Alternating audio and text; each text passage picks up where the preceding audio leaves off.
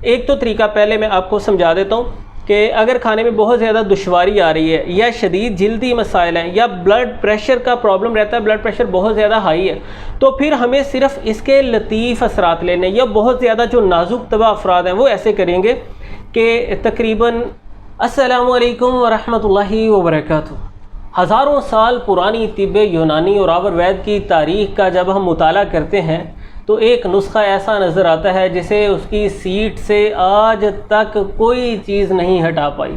वो अपने मुकाम पे पूरी शान व शौकत के साथ खड़ा है और वो है त्रिफला। न सिर्फ तिब्ब यूनानी और आयुर्वेद में इसे गैर मामूली अहमियत हासिल है, बल्कि जदीद साइंस इसकी इफादत को पूरी तरह से तस्लीम करती है। 3 शानदार फलों का मजमुआ जो कि ऑल राउंडर है, हमारे पूरे बदन को कुंदन बनाने की सलाहियत रखता है। इस पर हम काफ़ी तफसीली बात कर चुके हैं, पूरी एक सीरीज़ मेरी मौजूद है, तैयारी के सारे मराहिल आपको दिखाए, इस्तेमाल और इफादियत पर हमने बात की और इस पे उठने वाले कई एक सवालात के भी मैं तफसीली जवाबात दे चुका हूँ, लेकिन बार बार बहुत सारे सवालात सामने आते हैं और बहुत सारे पहलू ऐसे नज़र आते हैं जिन पर मज़ीद रोशनी डालने की ज़रूरत है। तो आज की इस वीडियो में कुछ शानदार बातें आपके सामने रखूँगा जिसकी मदद से आप जानदार त्रिफला घर में बना सकते हैं। एक ऐसी गुर की बात आपको बताऊँगा, इंशाल्लाह आपको इसकी तैयारी में किसी तरह की कोई दिक्कत नहीं आएगी। और जो लोग परेशान रहते हैं कि खाना बहुत ज़्यादा मुश्किल है, खाने का बेहतरीन तरीक़ाकार आपके सामने रखूँगा जो पूरी तरह से महफूज है और संगीन सेहत से मुतल्लिक़ मसाइल वाले भी इससे मुस्तफ़ीद हो सकते हैं। सबसे पहले कुछ बेसिक चीज़ों को दोहरा देते हैं। इसके औज़ान की जो निस्बत है वो मुख्तलिफ़ लोगों ने अपने नुक्ता नज़र से, जिसने जिस चीज़ को ज़्यादा इम्पोर्टेंस दी उसने उस जुज़्व को ज़्यादा मिक़दार में शामिल कर दिया, और जिसने कोई इजाफ़ा करने की इसमें ज़रूरत महसूस की उसने इजाफ़ा कर दिया। तो कमेंट्स में जो बहुत सारे लोगों के तबसरे मिलते हैं, नहीं जी आपने ये किया वो करना था, आपने वो किया यहाँ पे ऐसे करना था वैसे करना था, तो आपको किसी के नुक्ता नज़र से इख्तिलाफ़ हो सकता है, लेकिन जाहिर सी बात है अगर कोई शख्स कोई मखसूस रेशो या तनासुब आपके सामने रख रहा है उसके पास भी अपनी लॉजिक मौजूद है।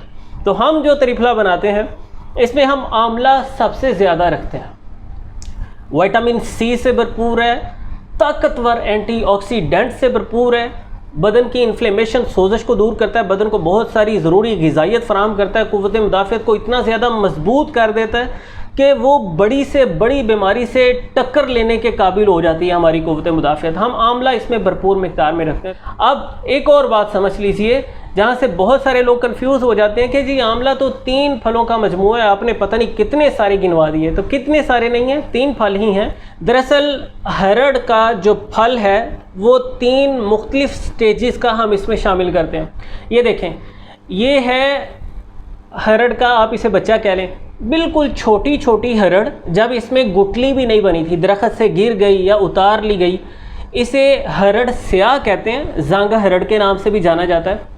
तो सबसे पहले नंबर पे हम ये इसमें शामिल करते हैं। उसके बाद है ये हरड़ का थोड़ा बड़ा फल जिसे पूरे साइज़ का भी कहा जा सकता है, यानी पूरा पका हुआ फल, इसे जर्द हरड़ कहा जाता है।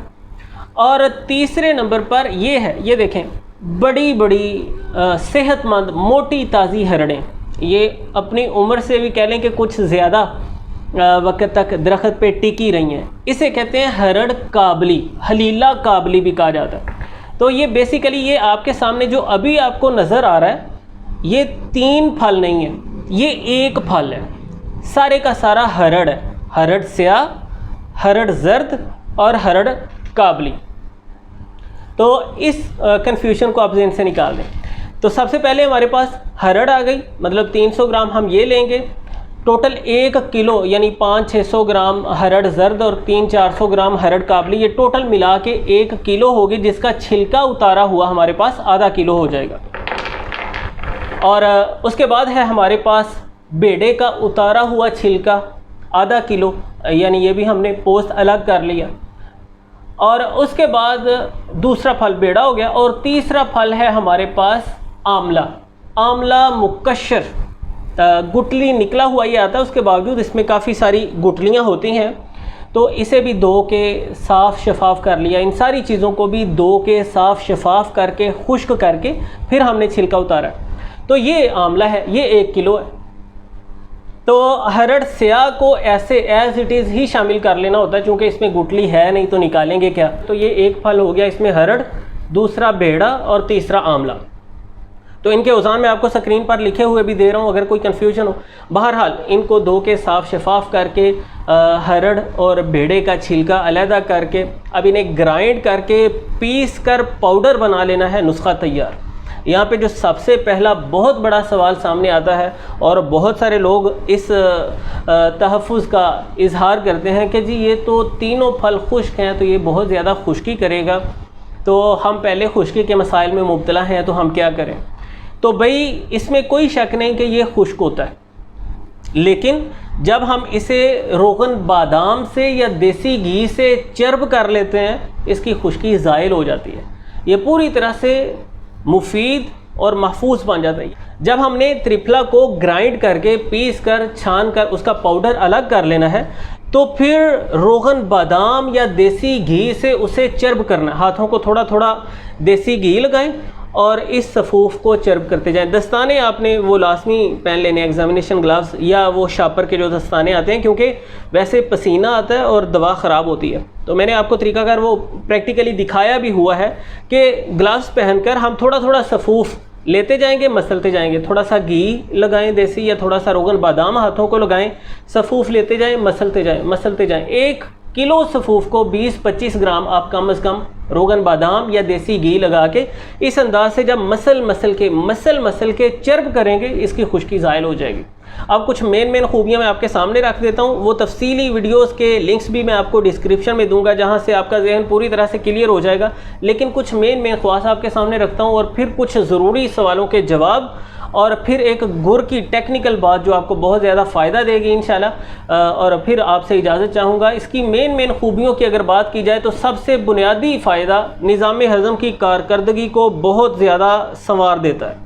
पुराने बिगड़े जो मसाइल हैं निज़ाम हज़म से मुतल्लिक, यानी कब्ज़ का, गैस का, तबख़ीर मैदा का, ब्लोटिंग का, ग़िज़ा का हज़म ना होना, उन सारे मामलात को ये बेहतर करता है क्योंकि ये कुदरती तौर पर आंतों की हरकत को मुनज़्ज़म कर देता है। पाखाना नरम होकर आएगा, दायमी कब्ज़ दूर हो जाएगी, पेट की गैस तेज़ाबियत से पूरी तरह निजात मिल जाएगी इंशाल्लाह।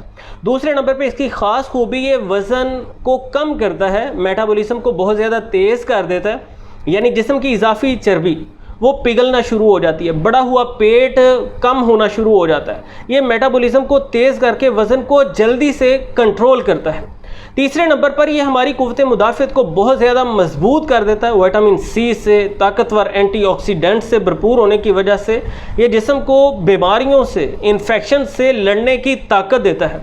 और चौथे नंबर पर त्रिफला की ख़ास खूबी ये है जो आपके लिए बड़ी दिलचस्पी का बायस होगी कि ये जिस्म से जहरीले मादों को, टॉक्सिन्स को खारिज करता है। मोस्टली हम मसाइल में मुब्तला होते हैं सिमी मादों की वजह से, तो ये छोटी और बड़ी आंत, जिगर और गुर्दों को साफ़ करके खून से फासद रतूबतों को, जहरीले मादों को निकाल देता है। पाँचवें नंबर पर हमारी आँखों के लिए, बिनाई के लिए बहुत अच्छा है, बालों की सेहत को बहुत बेहतर बनाता है और बालों को गिरने से रोकता है। और इसमें जो बड़ी ख़ास खूबी पाई जाती है, हमारे दाग धब्बे, कील मुहासे ख़त्म करके जिल्द को शादाबी बख्शता है। सातवीं जो इसमें बड़ी अनमोल खूबी है, ये बुरे कोलेस्ट्रोल को कम करता है जो कि बहुत सारे मसाइल पैदा करने का बायस बनता है। बुरा कोलेस्ट्रोल बदन से कम होना शुरू हो जाता है, ब्लड शुगर को मेंटेन करने में इंतहाई मुअस्सिर किरदार अदा करता है। अब बात करें एहतियात की, तो दौरान हमल इसका इस्तेमाल महफूज नहीं है। हामिला ख़वातीन या बच्चों को दूध पिलाने वाली माएँ वो ना खाएँ। ब्लड प्रेशर अगर बहुत ज़्यादा बढ़ता है तब ना खाएं, अगर थोड़ा बहुत उतार चढ़ाव होता है तो फिर खाया जा सकता है। ब्लड शुगर का अगर बहुत ज़्यादा हसास मसला है तो ब्लड शुगर को मॉनिटर करते हुए इस्तेमाल करें, क्योंकि ये ब्लड शुगर को कंट्रोल करने में खासा मुअस्सिर है। तो अगर आप ये भी इस्तेमाल कर रहे हैं, साथ आपकी दीगर दवाएं भी चल रही हैं, तो ब्लड शुगर को काफ़ी ज़्यादा लो कर सकता है। यानी ये शुगर पेशेंट्स के लिए महफूज है, लेकिन खाना एहतियात के साथ है और ब्लड शुगर को साथ मॉनिटर करते रहना है। और अगर कोई शदीद तरीन जल्दी मसाइल बने हैं, मतलब सोराइसिस का मतलब, या बदन में शिद्दत की खुश्की पाई जाती है, तो फिर आप इसका सफ़ूफ़ नहीं खाएंगे बल्कि एक दूसरे तरीके से खाएंगे जो मैं आपको समझाता हूँ।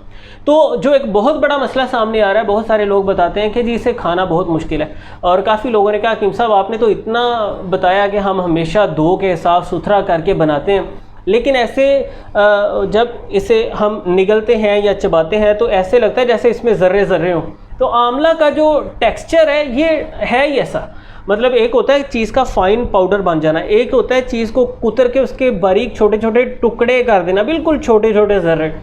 तो इसका वो हिसाब है, काफ़ी सॉलिड होता है, सख्त होता है, बेहतरीन पाउडर बना के जब हम इसे बारीक छिलनी की मदद से भी छानते हैं तो फिर भी वो हल्का दानेदार नुमा सा महसूस होता है और चबाने पर वो अजीब सी फीलिंग आती है। तो इसका बेहतरीन जो खाने का तरीका, ये मैंने इसीलिए अपने सामने रखा हुआ है कि आप, एक तो तरीका पहले मैं आपको समझा देता हूँ कि अगर खाने में बहुत ज़्यादा दुश्वारी आ रही है या शदीद जिल्दी मसाइल हैं या ब्लड प्रेशर का प्रॉब्लम रहता है, ब्लड प्रेशर बहुत ज़्यादा हाई है, तो फिर हमें सिर्फ इसके लतीफ़ असरात लेने, या बहुत ज़्यादा जो नाजुक तबा अफराद हैं वो ऐसे करेंगे कि तकरीबन ये पौना चाय का चम्मच बन गया, पूरा एक चाय का चम्मच भी इसे कह सकते हैं, यानी एक चाय के चम्मच के करीब करीब आपको त्रिफला रात को आधा गिलास पानी में मिक्स करके रख देना है। मैं इसे मिक्स करता हूँ, लेकिन पहले मैं आपको दूसरा तरीका बता देता हूँ कि खाना कैसे है। ये वैसे भी देखें भारी सफ़ूफ होता है, हमने बस ऊपर सफ़ूफ डाला है तो वो नीचे तह में ये देखें गिरता जा रहा है, इतना ये वज़नी सफ़ूफ होता है, तो ज़ाहिर है उस तरीके से खाना मुश्किल होगा। तो जो हसास नाजुक तबा अफराद हैं वो रात को भिगो देंगे, ये रात भर भीगा पड़ा रहेगा, सुबह ऊपर से सिर्फ नथार के पानी इसका उतार के सुबह सुबह खाली पेट पी लेना है। यह है आसान तरीका, इसमें लतीफ़ असरात मिलते हैं और ये हर किसी को सूट कर जाता है। और दूसरा जो जनरल इसका तरीका है, रोज़ाना असर टाइम इसका तकरीबन पौना चाय का चम्मच, मैं चूँकि आज के लिए अपना खा चुका हूँ, सिर्फ आपको खाने का तरीका मैंने बताना है तो मैं थोड़ा सा कम ले लेता हूँ। तो इतना आप सफ़ूफ ले लेंगे, इसे मुंह में डाल के हमने इसे चबाना नहीं है, बल्कि थोड़े से पानी की मदद से सिर्फ इस मतलब पानी का ऊपर से घूंट भरेंगे, इसे थोड़ा सा घुमा फिरा के बस निगल लेना है, चबाए बगैर, जायका लिए बगैर, बस इसे आगे गुजार लेना है। बिस्मिल्लाहिर्रहमानिर्रहीम।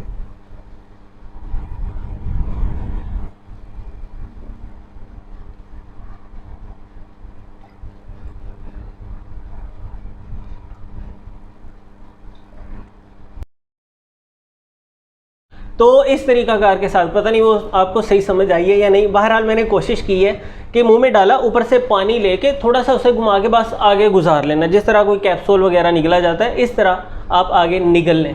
तो इस तरह से ये खाना आसान हो जाता है। ये जो हमने इसमें डाला था इसे थोड़ा सा इस अंदाज से हल कर लेंगे, ये अच्छी तरह हल करके अब हम इसे ढाँप के रख देंगे, ये रात भर कहीं पड़ा रहे। चूँकि आजकल गर्मी है काफ़ी ज़्यादा, तो किसी हवादार जगह पे अगर होगा तो ज़्यादा बेहतर है, मतलब किचन वगैरह में बहुत हबस वाली जगह पे ना रखें। तो इसे ढाँप के रख दें, सुबह ऊपर से सिर्फ उतार के पानी पी लेना है, जो कसीफ़ अज्जा नीचे बैठे हैं उन्हें नीचे बैठे रहने दें। तो अब आते हैं वीडियो के इख्तिताम की तरफ। गुड़ की बात जिसका मैंने आपसे वादा किया था, जिसकी मदद से आप आसानी से बना सकते हैं। बहुत सारे लोग कहते हैं कि सब इनका छिलका उतारना बहुत मुश्किल है, तो मुश्किल तो है, हम भी अगर ज़्यादा पैसों में देते हैं तो जाहिर सी बात है अपनी मेहनत का मुआवजा ही लेते हैं। लेकिन अगर आप थोड़ी सी कोशिश करें तो आसानी से घर में बनाया जा सकता है। चीज़ों का तनासुब मैंने आपको बता दिया है, अच्छे से समझा दिया, बल्कि इस चक्कर में वीडियो भी काफ़ी लंबी हो गई। मैं चाह रहा था कि आपको कोई कन्फ्यूजन ना रहे। मैंने मुख्तलिफ जावियों से इसके औज़ान को आपके सामने मुख्तलिफ वीडियोज़ में रखा है, तो जो भी बात आप पिक कर लें वही ठीक है। जब आपने बेड़े को तोड़ना है, क्योंकि बेड़े की गुठली बहुत नरम होती है, उसे ठोकर लगाते हैं तो वो गुठली भी अंदर ही पिचक जाती है, फिर उससे उसका पोस्त यानी कि छिलका हटाना बहुत मुश्किल हो जाता है। तो आपने बेड़ा कुछ इस अंदाज से पकड़ना, ये देखें दूसरी तरफ से बिल्कुल मुलायम है, गोलाई लिए हुए है, और ये जिस तरफ से शाह के साथ फल लगा हुआ था, ये इसकी वो नोक सी बनी हुई है, मतलब पता चलता है ना कि यहाँ से ये टूटा है।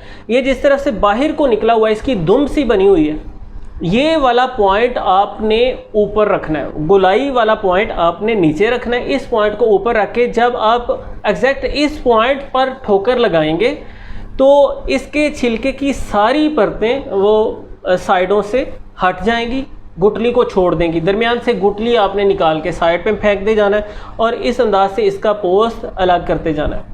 ये बाज़ाहिर एक छोटी सी बात है, इस तरह की गुड़ की बातें आपको कोई नहीं बताएगा, लेकिन इससे काम बहुत आसान हो जाएगा।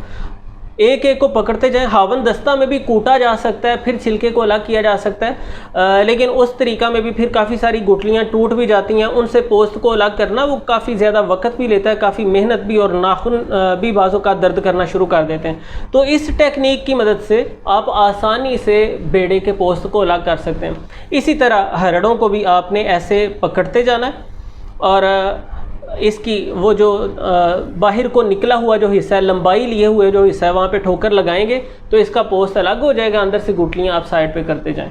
तो मज़ीद भी अगर आपका कोई सवाल बाकी है, किसी बात का मैं जवाब नहीं दे पाया, तो कमेंट सेक्शन में आप पूछ सकते हैं।